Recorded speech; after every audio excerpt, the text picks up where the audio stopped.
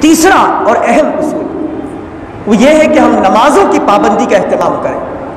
یہ جو اللہ رب العالمین نے دن میں 5 وقت کی نماز ہم پر فرض قرار دی اور فرمایا کہ نماز تو ایک ایسی عبادت کہ یا ایھا الذین آمنوا استعینوا بالصبر والصلاۃ، کہ لوگوں جو ایمان لے کر آئے ہو نماز کے ذریعے اللہ رب العالمین سے مدد مانگا کرو. یعنی نماز اللہ سے مدد مانگنے کا ذریعہ اور اللہ رب العالمین کا سب سے زیادہ قرب اسی نماز کے ذریعے انسان کو حاصل ہوتا ہے. پورا کا پورا جسم اللہ رب العالمین کی فرما برداری کے اندر بیک وقت حاضر ہو جاتا ہے.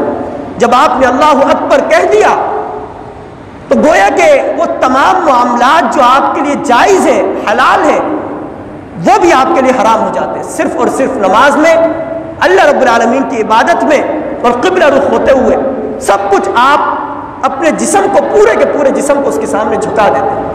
نہیں، سجدہ ایک ایسی عبادت کہ انسان کی پیشانی، اس کی ناک، اس کے پورے اعضاء، اس کے ہاتھ، اس کے پیر، ہر چیز اللہ کے آگے جھک جاتی ہے.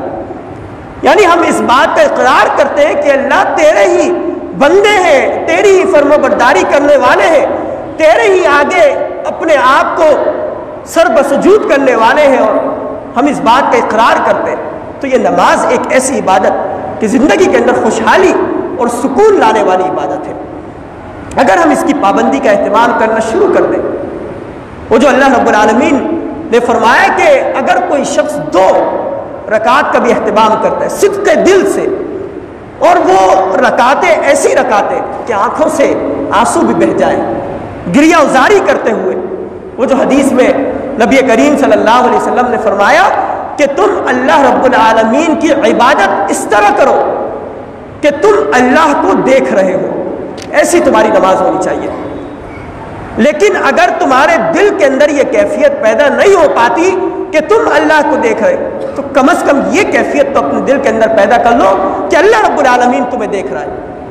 فَإِن لَمْ تَكُنْ تَرَاهُ فَإِنَّهُ يَرَاكَ، کہ اگر تم اسے نہیں دیکھ پاتے، اتنا تمہارا ایمان نہیں بڑھتا، تو کم از کم یہ کیفیت تمہارے دل کے اندر پیدا ہونی چاہیے کہ وہ تمہیں دیکھ رہا ہے.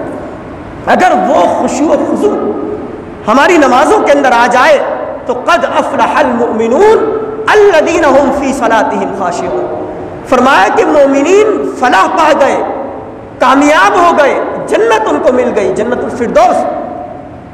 اور جنت الفردوس پانے کے لیے الذین هم فی صلاتهم خاشعون، کہ ان کی نمازیں ایسی نمازیں کہ جن کے اندر خشوع اور خضوع ہوتا ہے. آپ دیکھیں کہ نبی کریم صلی اللہ علیہ وسلم جب بھی کوئی مشکل آتی، صحابہ کرام پہ جب بھی کوئی پریشانی اور تکلیف آتی، فوراً مسجد کا رخ کرتے یا اپنے گھر میں ہی مصلی بچھا کر نماز پڑھا کرتے تھے، اور اللہ رب العالمین سے اس وقت تک گریہ ازاری کرتے رہتے، اس کے حضور سجدے میں پڑے رہتے کہ جب تک مشکل سے نجات نہ مل جائے. اور اس کے لیے اللہ رب العالمین نے اور نبی کریم صلی اللہ علیہ وسلم نے مختلف نمازیں بھی سکھائی، مختلف طریقے بھی سکھائے.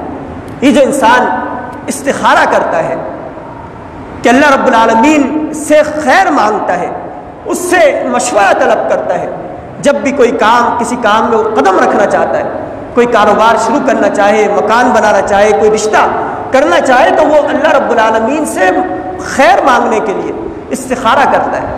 تو اس کے لیے بھی اللہ کے رسول صلی اللہ علیہ وسلم نے نماز سکھائی کہ 2 رکعت نماز کا اہتمام کیا جائے، اور پھر ایک دعائے استخارہ ہے، اس دعا کو مانگا جائے.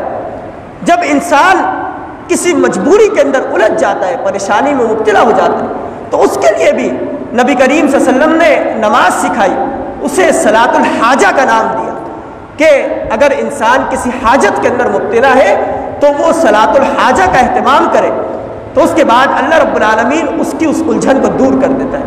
اگر انسان انتہائی گناہگار ہو چکا، اس کا دل سیاہ ہو چکا، تو اس کے لیے بھی نماز سکھائی کہ وہ صلاۃ التوبہ کا اہتمام کرے، اور اس کے بعد اللہ رب العالمین سے گریہ ازاری کرے. یعنی یہ نمازیں یہ انسان کی زندگی کے اندر خوشحالی لانے کا، اطمینان لانے کا اور سکون لانے کا ذریعہ بن جاتی ہے. انسان کا ذہن ایک طرف متوجہ ہو جاتا ہے اور یکسو ہو جاتا ہے. تو زندگی میں خوشحالی لانے کا یہ تیسرا اصول کہ انسان اللہ رب العالمین کی رضا کے لیے نمازوں کی پابندی کا اہتمام کرے. پہلا اصول کہ عمل صالح کیا جائے، اور عمل صالح ایمان کی کیفیت میں کیا جائے۔ دوسرا اصول اللہ کا تقوی، پرہیزگاری اور اس کا خوف اپنے دل کے اندر پیدا کر لیا جائے۔ اور تیسرا اصول کہ نمازوں کی پابندی کا اہتمام کیا جائے۔